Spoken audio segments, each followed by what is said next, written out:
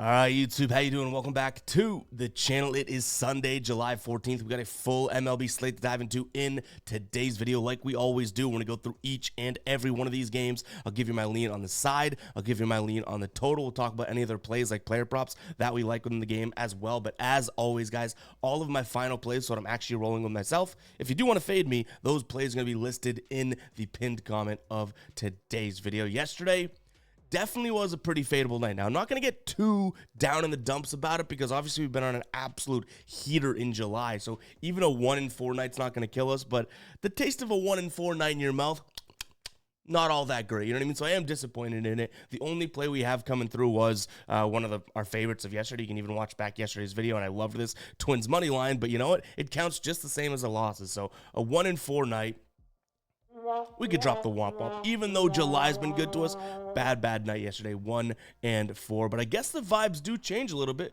because we have a nice little ride of the day cash coming in from Al here. It was the Phillies team total over 2.5 for the first 5. They cashed that one. And if you guys don't know what the ride of the day is, it's simple. Al did it perfectly. You give your favorite play, use hashtag ride of the day in the comments, and I scan that and look for one person's pick in the comments to jump on board with, and then you get a shout out in the next video, win or loss. Whoever gets the most likes on their comment, I ride with that pick, with the exception of if you are on a winning streak, which Al now is. So we're going to jump on his play today if he gets it in at an appropriate time. But go ahead and get those hashtag ride of the days in just in case we have to roll with someone else. But shout out to Al for this play. The only rules here, guys, for the ride of the day is it has to be -140 or better odds. Obviously, Al sitting at -140 there. But yeah, -140 or better, or it doesn't qualify because we don't want like the -200 plays in there and whatnot, right? But yeah, use that hashtag ride of the day in the comments. We'll be scanning those. Make sure to like the ride of the day comments that you guys think are good plays because that's how we determine it. But in this one, Al won, so we're going to try and ride until the wheels fall off there. Right before we get into the picks here, I do want to say something. I would normally say hit that like button, hit that subscribe button, still do those things, but I woke up to this. 80,000 subscribers. Cannot thank you guys enough. Like I always tell you guys when we hit these milestones, I'm not, stopping and getting complacent or anything like that. We're still going to work our ass off, right? But it's okay to stop and smell the roses. And every time we hit a milestone like this, I tell you guys, the rose smells pretty damn good. So appreciate the hell out of you guys for really making all the work and everything like that worth it. I say in all my videos, right? All the time we're talking about these thank yous. I'm the dummy with the camera and the mic. You guys are the one hitting the subscribe button, engaging, clicking the like button, all of that. So you guys are really the gears that makes this thing turn. So appreciate the hell out of everyone for 80,000 subscribers.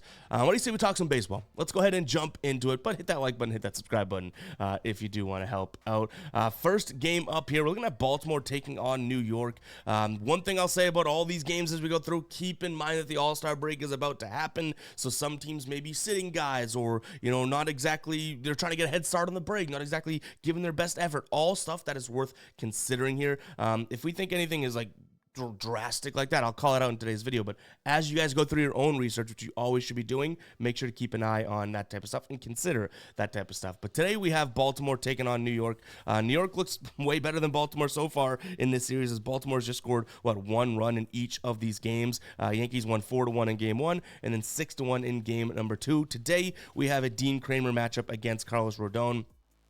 Dean Kramer isn't my favorite pitcher. Obviously, he had some time off with injury and whatnot, just came back, but he still had a really rough home time this season. But that also being said, so has Carlos Rodon. He's not been great on the road this season, so it's a little bit, difficult of a spot here, I would say, to just go and say, hey, let's blindly back the Yankees. But I will say, the Orioles seem like they're in a little bit of like a let's just get to the All-Star break type of moment, right? Like 2 games in a row now, 1 run, and you'd think they'd be getting up for these games. So I'm going to lean Yankees. I don't know if that makes its way into being a final play because, again, like Baltimore and New York, I didn't think either team would sweep the other, but look at what we're potentially looking at here, right? So a little worrisome there to bet the Yankees, but I'll lean towards the Yankees here in this spot. And I also don't mind the over. I'm thinking that the Yankees can go out there and put up a decent number against Dean Kramer, so I don't mind the full game over because, again, Rodon on the road is not exactly the most trustworthy guy. But I also don't necessarily think that their offense is on fire. So maybe when we play the total, it is the Yankees team total over. But I like the Yankees team total over as well as the game total over. And yeah, I think it's a decent spot to also just the price you're getting for the Yankees, right? You're getting plus money here in some cases. This line has been back and forth all morning for the Yanks. So maybe it is a decent spot to consider there. So keep an eye on the pinned comment to see if we roll with either of those plays. But like I said, it would probably now, as I say it out loud, be a price play for the Yankees. If they go to like the minus 115 and they start to become a favorite in this spot, probably not as much of my preference. But we're recording this early on Sunday here. Anything can happen in the next few hours with odds. Next up, we're moving on to the Red Sox taking on the Royals here. Red Sox stared down the barrel of Seth Lugo yesterday, and they played well. 5-0 win for them. Cutter Crawford went 7 innings, I believe. Yeah, I think he came out top of the 8th, so he went 7 innings. Good for him. Lugo only pitched 5 innings. In today's spot, we have Brian Bayo going up against Brady Singer for Kansas City. Bayo on the season at home, 1.72 whip, a 4.6 FIP, average against a 304, K rate of 22, a walk rate of 11. So not all that great, right? It's like, well, he's been struggling at home. Brady Singer on the road, though, some of his numbers actually look pretty damn similar to that. So I do think that this might be a spot to be able to say, you know what? Two pitchers that aren't exactly, anything to write home about.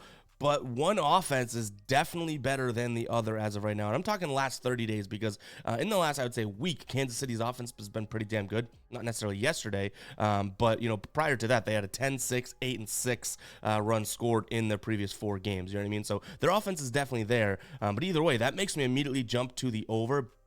Unfortunately, we're looking at 9.5, seeming like it's a little bit too much to really be confident about. But my first play in this game was considering the over. And then with all that being said, you have two pitchers that could struggle and probably will to some degree.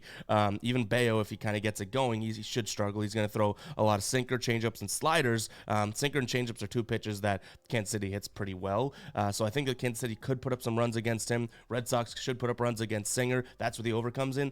But when it comes to who's going to put up more runs, I trust the Red Sox bullpen a little bit more and the Red Sox bats a little bit more. So I'll lean towards the Red Sox on the money line here as well. Again, 2 pitchers that I think should be comparable today. Maybe one of them goes out there and throws a gem. Sure, that throws all this down the gutter, right? But I do think that if they're going to be comparable, there's one team here that has the better offense over the last 30, and it's definitely the Red Sox.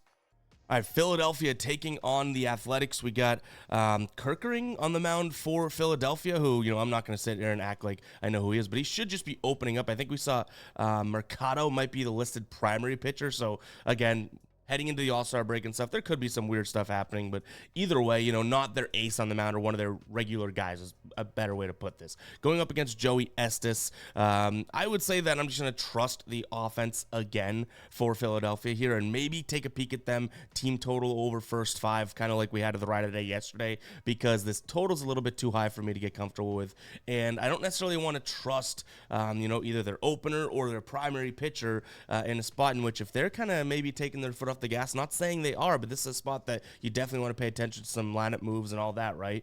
If they're going to do that, I don't necessarily want to say, okay, well, let me figure out how to bet Philadelphia overall. Minus 238, I don't think so. Even on the run line here, if you're taking them minus 1.5, it's going to be super, super expensive. Right now, it's sitting at minus 130 on ESPN. So it's like all that does not seem too valuable to me. So I think the only play that I would consider in this is Philadelphia team total over, whether it's the first 5 or full game, but we're going to have to see what we can get for a price because even that may be kind of pricey. Minus 140 yesterday, and they crushed that first 5 team total over. So we could be paying a serious price today. In fact, I can look it up really quickly. So for their team total for the first 5 here, right?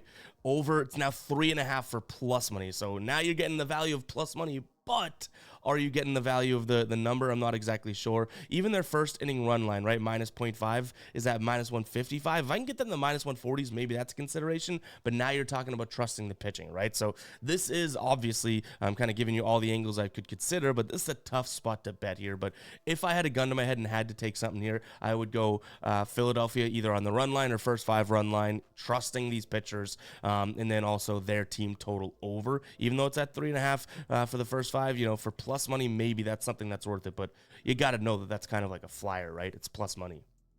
Detroit taking on the Dodgers here. So we've seen a few different names in the last, I would say, 6 hours. pitching for the Dodgers here. I think we might be landing on Yarbough, so I'm going to kind of consider that the case as we go into this. And then on the mound for Detroit is going to be Bo Brisky. I don't really know too much about him. I think that this is his first start. I believe he appeared he's plenty of games this season out of the bullpen, right? But in terms of his starts, this is his first start. So young, I think he's like 26, 27 years old. But nonetheless, he's not a terrible pitcher, right? 3.5 ERA on the season, a 1.0 whip with 1.04 whip with a 2.91 FIP, an average against of 181. Like looking pretty good. But again, bullpen starting is a lot different, right? So I'm not going to go in there and say, hey, let's trust him all together. In terms of, Ryan Yarbough, I don't necessarily know what to, make or how to trust, like same sort of situation as he's had his goods, had his bad days. He's been good on the road this season for what it's worth,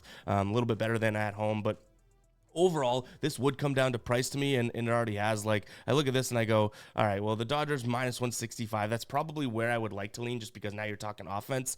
But you look at that and it's like, well, they're kind of priced out. But I expect the Dodgers to bounce back, right? They looked okay, and then all of a sudden, yesterday they lose 11-9 in extras. Detroit scores 2 in extra innings. So, and they think they scored like 5 or 6 in the ninth, right? So the Dodgers have to be pissed. It's just a matter of, do you want to trust pitchers? Which is, again, you might hear me say that a million times in today's video because of the All-Star break. But I do think Dodgers a little bit priced out at this point. But if you can watch it and get them at a decent number, like I would even say decent's minus 145, which we're about 15 points away from that right now. That's probably the move. If not, if they keep going in this direction of, minus 165, minus 170, all that, by the time you place your bet and it's like that, if you can get the Detroit Tigers now for like plus 150-ish, now I don't necessarily hate that move because, again, we've seen the Tigers be a little bit gritty in this series, and they came back and won yesterday. So, yeah, I don't hate that, but all it comes down to pricing. So that's very, very important for me to note. You know what I mean? In terms of what we have here from a total, I could see a 5-4 win from either side, kind of as the bare minimum, especially with these pitchers on the mound. So I'll lean over thinking that, an error happens here, or a thrown away ball, and then one run comes in and all of a sudden we're looking at double digits. So yeah, I'll lean towards the over, but I think I'd much rather watch the price of this money line and determine where to go from there. Again, almost like inside minus 150, I could consider the Dodgers. The minute it gets out of that, I do think that, that plus 150 price tag for the Tigers could be a little sprinkle. But if that were to be the case, it's probably not even a full unit play. Real quick, guys, I don't talk about player props too much. We do have a couple that we like, but again, with the All-Star, I don't want to force anything, I guess I should say. With the All-Star break coming in, some of these pitchers being thrown out there, like there's a lot of factors and variables that if we don't need to force anything, why would we? You know what I mean? We're already having a good July. Bad night last night. I also don't want to have to dig out of a hole that we're in type of thing, just thinking last night was that bad. So just FY, there's not that many like crazy types of plays or parlays or any other things like that. Mostly in today's video, we went through money lines and the totals, so sides and totals, more or less. Couple player props, but I just want to let you know, if you're looking for player props, you're only going to have a handful of them as we go through this video. All right, real quick, before we continue on with today's plays, I want to talk to you guys about MGM. This, in my opinion, is one of, if not the most underrated book out there, especially for their same game parlay odds. I have yet to see one of the big sports books compete with it. So if you like same game parlays, if you like parlays in general, MGM has some of the best odds out there, and they have a great deal for new users right now. If your first bet does not win, you can get up to $1,500 back in bonus bets if that bet does not hit. So it's kind of like a little bit of a safety net there, guys. Go ahead and check it out. I have a link to MGM in the pinned comment. It'll be the first one there if you do want to go ahead and sign up. And like I said, this is one of the most underrated ones out there. I love their same game parlay odds. We showed you guys plenty throughout the NBA season. I've shown you a little bit in the MLB season, but you can do a same game parlay on FD or DK or C's or anything like that, and you throw in the exact same game parlay on MGM, and like 9.9 times out of 10, MGM is blowing them away with odds. So if that type of thing matters to you, which by the way, it should, go check out MGM today. That link is in the pinned comment. I always recommend people having more and more sportsbooks out there to get the best odds. And honestly, I get the question and comment of like, well, I'm not going to spend a bunch more money on other sportsbooks. No, it's like if you were to have $500 in your sports betting bankroll, instead of putting 500 into one sportsbook, it should be 100 across 5. That's what I mean. You're not spending any more money. So go ahead and check out MGM. That link is in the pinned comment. Let's jump back into these games here. Cincinnati taking on Miami. I must admit here, this is not really one that I spent too much time on. Cincinnati has Nick Lodolo on the mound going up against Trevor Rogers. Trevor Rogers, I just cannot seem to get behind, any time, any place. And Cincinnati's clearly shown to be the better team here. I think I would lean Miami under in team total again. The only thing I'd play here, we got screwed at that yesterday. I shouldn't even say screwed. They just scored more runs. We lost that yesterday. You know what I mean? We didn't get screwed. They did have one big, what was it, the third inning or something, where it's like they scored half their runs. But nonetheless, I do think that, still a spot to consider would be them team total under. Their offense is that bad. Lodolo's been okay. He struggled at home a little bit more than he has on the road. Unfortunately, he's at home today. But, I can't really get to Cincinnati at that price tag. And Miami with Rogers on the mound and the way their offense is, it's not something that I want to consider for them on a flyer on the money line. You know what I mean? So I'll lean towards, I guess, a hybrid play of both leaning towards Cincinnati and the total going under, but just for Miami. So I'll lean towards Miami under team total. That's going to be the move because realistically, everything else in this game just doesn't smell all that great to me, which even that team total doesn't, but it definitely has a chance of being a final play today. And from a player prop perspective, I will go right back to it. I'm not afraid, even though it hit yesterday. I don't mind taking a peek at Josh Bell under 1.5 bases.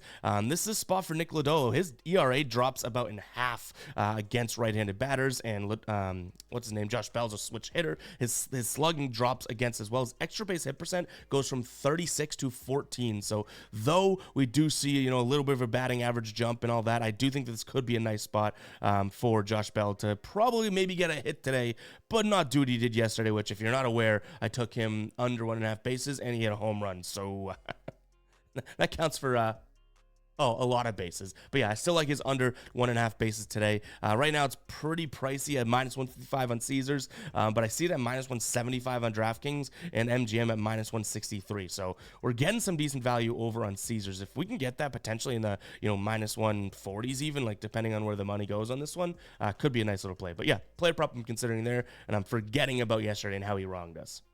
All right, we got the Mets taking on Colorado. Very similar to, I guess we could say, yesterday. We have a Mets pitcher on the mound, German Marquez, who I'm not all that familiar with. I believe this is his first time pitching since, 2022 or something like that. He got injured, but I didn't really know.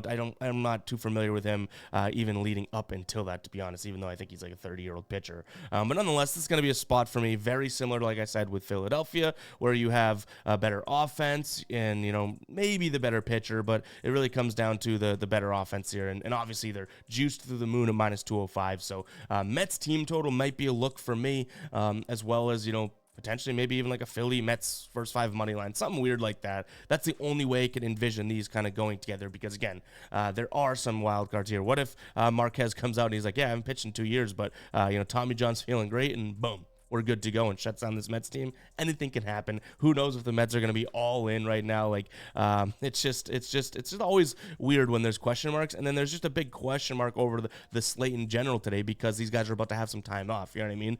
So when I say this, it's almost like tongue in cheek that I like the Mets today because obviously they're minus 205.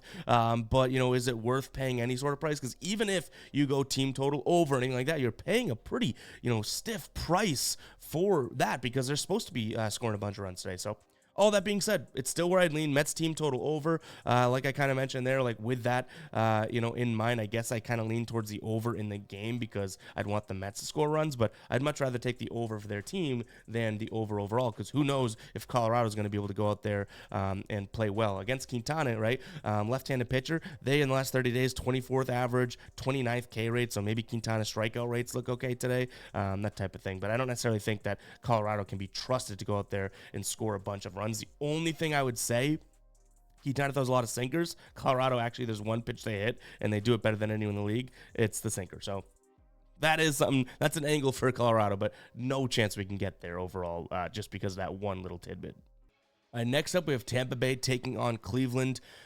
This one is sort of an interesting spot because I can see both sides to it. I feel like I've kind of said that about this series all along, but Tampa wins 2-1 in game number one. Then Cleveland wins yesterday 4-2. Today, we have Ben Lively on the mound for Cleveland going up against Ryan Pepe Le Pew Papa for Tampa Bay. Cleveland's offense, I would still deem the better offense, even though we haven't really seen much offense out of, I guess you could say them, but definitely them in this series. But overall, if you're going to be able to give me plus 110 odds for the team that I think has a better offense, and I do think Ben Lively has some good starts in him. You know what I mean? He has been kind of, I wouldn't say struggling, but kind of going the wrong direction here, whereas Perpois has been kind of dialed in overall, so I'm giving him that credit. But overall, like, I just think that, those pitchers are not all that different in talent, but I think that there is a difference in offense here. So, yeah, for what that's worth, getting plus money here, I think Cleveland could be the move. Plus 110 on Caesars right now. That's probably where my money line lean is going to go. In terms of the total, it's sitting all the way down at 7.5.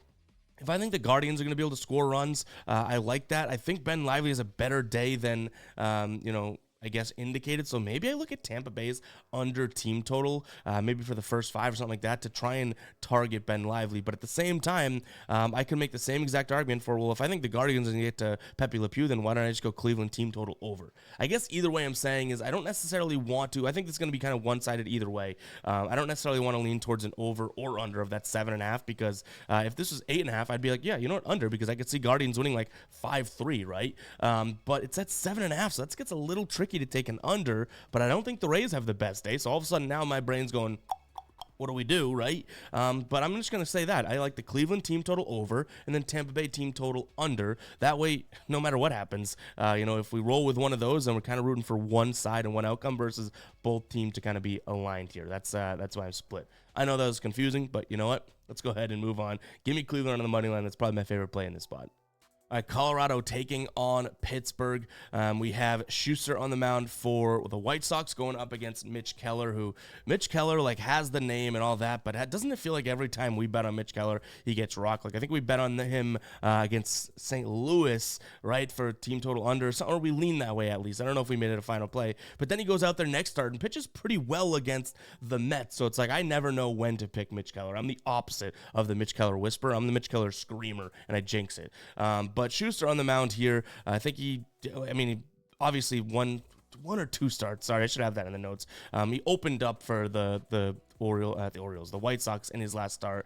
Didn't look all that tremendous. But the White Sox are heavy underdogs. And though Mitch Keller is obviously the better name and whatnot, I don't think Pittsburgh's worth being minus 200 in this spot. You know what I mean? The White Sox have lost both games in the series and both games substantially. They lost 4-1 in game number 1 and then 6-2 in game number 2. So I see where that's coming from. Both these offenses are pretty bad, but I'm thinking that this one stays under just due to the offenses. Both these pitchers can struggle. I understand that. Schuster probably is only going to give us a couple innings, and we'll see who goes in. Mitch Keller, hopefully he has a good game. Like, I think this could be a better than most spot for him. When you think about it, he has a decent career against the current White Sox on the roster. 115 average against, expected batting average today of 245. Like, not all that bad at all, right? The one thing is that it's only 30 plate appearances, so that is something to note. But Pittsburgh against lefties isn't tremendous. 28th in average over the last 30 days, 29th in WRC+, 29th in on-base percentage, 29th in OPS, and then ISO and slugging both 25th. So I do think that, both teams could struggle even with the pitchers that are dealt on the mound. So I'm going to lean towards the under 8.5. And I guess, if I had to play money line here, give me the White Sox. Sound the psycho alert alarm, but I do not think Mitch Keller and the Pirates are worth minus 200 today. Schuster, sure. I don't think that he's the most trustworthy guy, but both these offenses stink. Like, I could see, a 3-1 type of game on either side. So for plus 180, I think that could be the move, honestly. Washington taking on Milwaukee here. Milwaukee favored in this one. I think that you could make the argument Washington has the better pitcher. One thing, which is Jake Irvin going up against Colin Rea for Milwaukee. Jake Irvin's been really good on the road too, so that's how we make that argument. He's also struggles against lefties, but there's only like 3 or 4 lefties. There's more righties in the lineup for Milwaukee, so that's good news for Jake Irvin as well, right?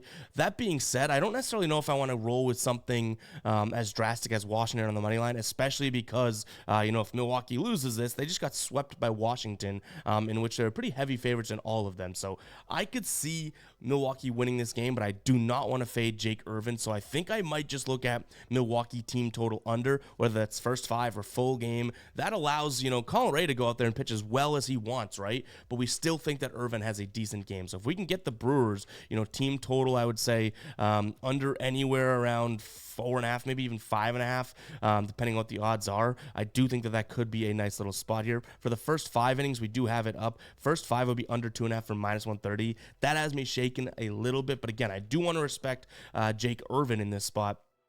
with the idea that, well, I don't necessarily want to say that Washington wins it, right? Like, I don't want to trust their offense necessarily against Rea because he's been pretty good at home. So I think that, again, little hybrid beat around the bush way of playing it would be Milwaukee team total under, because even if it is 4.5, right, and they go out there and win 4-3, it's like, oh, I think Jake Irvin pitched well. The bullpen clearly did somewhat of their job, but Milwaukee still won, and that's kind of how we sensed the game going. You know what I mean? So hopefully that makes sense to you guys, because in baseball, it's not always, okay, well, Jake Irvin's the better pitcher, right? Going up against Colorado, it's like, well, Milwaukee still, I would say, is the better team, and they have on their back of the idea of like, we're not going to get swept, right? So it is a little bit different to sit there and think of it like that, because Milwaukee, if you were to tell me before this series Milwaukee's about to get swept, or if you were to say there's going to be a sweep on either side, I would have told you Milwaukee's doing the sweeping. So a little bit interesting there. Another way that we could play Jake Irvin as a player prop, and I definitely don't mind this, over 16.5 outs heading into the break. Not a bad spot whatsoever, right?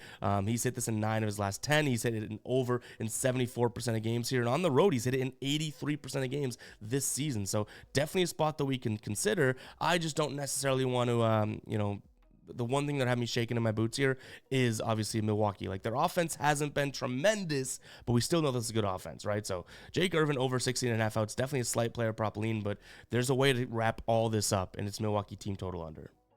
Houston taking on Texas here. I was told by 15 to 20 people in the comments yesterday that, hey, Nate Eovaldi gets rocked by this Houston team. Didn't happen. 2-1 win for Texas. Arrieta's pitched pretty well too. Today we have another decent pitching matchup, right? We have Houston trotting out Ronel Blanco going up against Max Scherzer for Texas. So I think we do have a nice little matchup on our hand. A lot of star-studded guys on both teams here, so I'm hoping the All-Star game doesn't impact this one. Overall, I think I would just take a peek at who's giving me the better price tag. So I'm going to lean towards Texas, but this is not a very firm, like, you got to be betting Texas here. You know what I mean? Like, this is just, well, minus 135. Like, I think that that's a little bit priced out for what should be a pretty damn close game. So if it's a 50-50 spot here, I'll take the plus 120 odds for Texas right now. Actually, I think it's moved. Yeah, plus 115, so it's definitely moving away from that, but plus 115 for Max Scherzer, I don't necessarily mind. Has he been tremendous in the Max Scherzer that we know and love? Not really. Like, even on the season here, he's got a 3.1 ERA, something, nothing terrible, but on the road hasn't looked all that great. But Blanco, I would say has cooled off to some degree, and it's hard not to cool off. This dude was absolutely killing it at the beginning of the year, right? So that's the way that I make out here. Give me Texas for plus money. But if you're on Houston, I have nothing really to say other than, well, you're paying a pretty hefty price tag for that money line play in which they're going up against a good pitcher. But I have nothing to say about them winning or losing. That should make you turn the other way. Total sitting at 8. We have 2 really good pitchers here. I might consider the first 5 under, but at the same time, is it really worth thinking that? Because Houston's offense is obviously very good. They were dormant yesterday. Like, I could see them scoring a decent amount of runs early. But Texas, on the other hand, like, if Ronel Blanco just starts to kind of cave a little bit, like, I don't really see the lock of the century of him having the best game either. So what I'm saying by this is that under is something that you'd consider based on the pitchers' names, but nothing that I'd rather, I just like last one where I feel like there's a way to wrap all this up. I think the value is, if this is going to be a barn burner, take the plus money side. If this is going to be a low-scoring game, then maybe Houston is the play, but I don't think it's going to be too low scoring, even if Scherzer has a good game. So I'm going to lean towards the over in this spot, but I could see why someone would go under. It's exactly where my mind immediately went. But looking at this offense, especially for the Houston side of things, what if Scherzer has a game just like he's been having all season long, right? Like, I'm almost accounting for Scherzer to step up in a decent game spot, but he hasn't really done that yet. So all that being said, I'll lean towards the over, but I wanted to go under immediately. All right, if you made it this far into the video, go ahead and comment 28 as you're 28 minutes into the video. Next up, we have St. Louis taking on the Cubs. We have Miles Michaelis on the mound going up against Jameson Taillon. I would say you could, this is an interesting one because, again, not to say we keep following the money and stuff like that, but you could make the argument Taillon's having a better year than Michaelis, right? I don't think you can argue which offense is better. I think that's going to get the nod to the Cubs, but also I think it might help the Cubs that, if they lose this one, they lose this series. What is it? 3-1. This is a 4-game series, right? And they got smoked in game 2, but the other game afterwards was close, 5-4. Assad pitching only 2 1/3. Was the second half doubleheader, right? So now all of a sudden you have a fresh fresh slate of a day. You're not going into a doubleheader. I could see Chicago being able to pull this one up for plus money, kind of on Tayon's. I don't want to say on Tayon's back because this is not my favorite pitcher, but I think that that's the spot I'm going to lean towards. Miles Michaelis's stats against his current Cubs roster aren't all that tremendous. They're not bad, but 270 average against, right? 350 slugging, 25% K rate's pretty good, but WOBA, towards 300.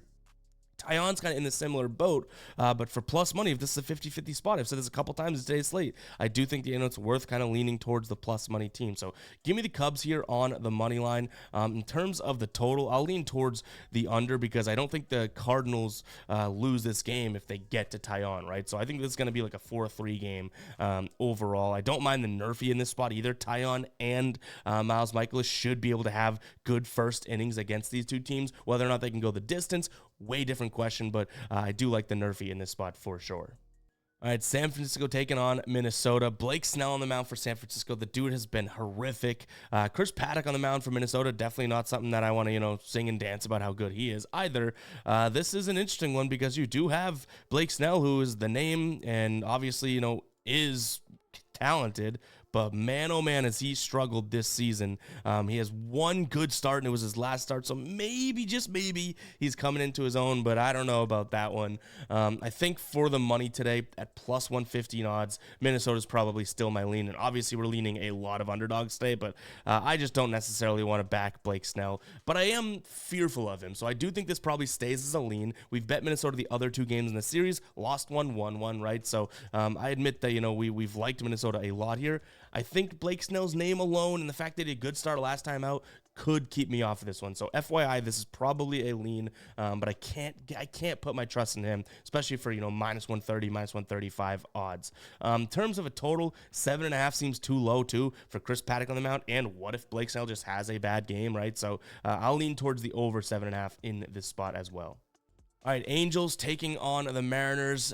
We missed out on the Nerfy here. I think it was a 1-0 first inning, so definitely not a terrible read, but, that was the only run that the Mariners scored, too, and then the Angels come back and win. I think this is a spot for the Mariners to even out this series, but you're paying minus 170, a little bit too much. That's over on DK. Logan Gilbert's on the mound, though, and obviously I think that he's a little bit of a better pitcher here against Ronny Contreras, so I'll take Seattle, but again, that price is a little bit too inflated for me. One price that isn't too inflated is running back the Nerfy. Like, yes, I have to worry about Contreras, but that was, again, the only run that they scored this is not a very good offense in Seattle, and they have the better pitcher that should dwarf the offense of the Angels, which isn't that great of an offense either, you know what I mean? So this Nerfy definitely makes total sense to me, and it's kind of a way that I could say, you know what, we're getting good odds in a spot here. I just want Logan Gilbert to have one good inning, and then Seattle's offense should be able to just do what they normally do. So Nerfy's my favorite play in this one if I haven't mentioned, but I'll lean towards Seattle as well as the under. 4-3 win at max is what I'm seeing. We have an 8.5 total,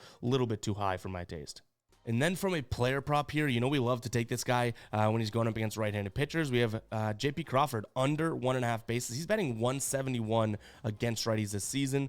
Now, there is obviously a thought to be held here of like, well, who's this pitcher, right? The primary pitcher. They have like another pitcher starting the game too. It's like, yeah, I understand that, but regardless, if he's going to be a righty, then I think that we can trust the fact that he doesn't see righties all that well. So, and I like to give you both sides, but the one thing that would keep this from being a play is the fact that he's not going up against any everyday guy, right? But still, J.P. Crawford under 1.5 bases, batting terribly against righties, going to face, whether it's the opener or Contreras, the primary today, a righty.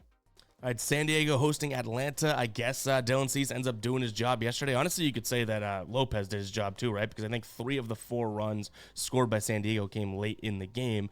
Today, the pitching is a little bit different.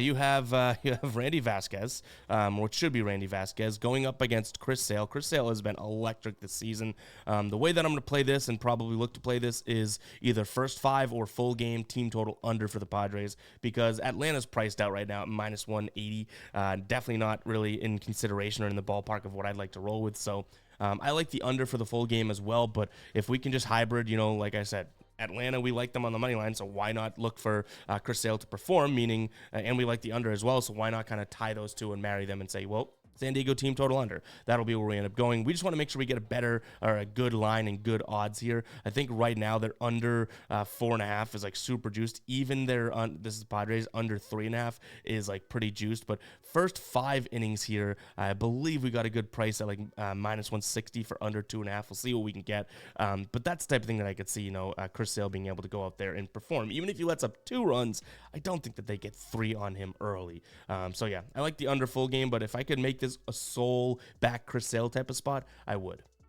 All right, last game of the night, we got the Diamondbacks taking on the Blue Jays. They're both throwing out, I guess what you could say, name-wise, the best they have to offer. We have Zach Gallen going up against Yusei Kikichi. I would say Zach Gallen's better than Kikichi. Obviously, we've had Gallen dealing with injuries this year and everything like that, so worth noting that Kikichi's been a little bit more consistent, and he's been decent as of late. Last 2 starts, and it was against Houston and San Francisco, 2 offenses that are playing pretty well. 2 earned runs, and he averaged, I think it was like 6 1/3 pitched. Zach Gallen comes back from injury and looked good in 1 game, and then kind of got tagged in 2 straight, but it was against the Dodgers, and then Atlanta decided to be Atlanta against him. So I'm willing to cut him some slack. For that price at minus 148, though, it's definitely pretty hefty for a team in which I think they're pretty damn close, but I do ultimately think that Arizona's offense is better than Toronto's enough for that price, and we've kind of seen that this series, but not even this series. We saw yesterday, right? 12-1. Like, I don't think that Toronto has 12 runs in the tank, and Arizona clearly does. They did it yesterday, so based on offense, I'm going to lean towards Arizona in this spot, but very similar to what we've talked about before, I just couldn't get there myself, is that when you look at this, it's like, well, if I think it's more 50-50, usually I go with the underdog. This ends up being more like, I guess, 55 type lean towards the Diamondbacks, because I could see Toronto winning, just not an easy path to get there overall. In terms of the total, that same sort of sentiment runs across. I think that the offense for the Diamondbacks should be the distinguishing factor today, so I'll lean towards the over in this game as well, because say Zach Gallen does have a meh performance and you get 3 or 4 from the Blue Jays, I still think the Diamondbacks win. Look at that total at 8. Definitely worth pulling. So, guys, it's going to wrap it up for today's show. Hope you guys did enjoy. Before the All-Star break, we kind of sped through it. Still we took 36 minutes, but obviously kind of quick through this one. Not many player props and all that, but keep an eye on the pinned comment of today's video. That's where all of my final plays, again, if you want to fade me, those plays will live. And again, thank you very much for 80K. Appreciate the hell out of you guys. Catch you guys in the next one, all right? And keep an eye on in the Discord and whatnot. We'll let you guys know if we're making any videos for the All-Star games and whatnot. Last year, we swept the All-Star game, so kind of fired up to do that again, but obviously that's just like closing your eyes and throwing darts. Like, you know what I mean? It's kind of a weird game to bet, but you know what? We might do it to get the juices flowing, but we'll catch you guys in the next one, all right? Peace out.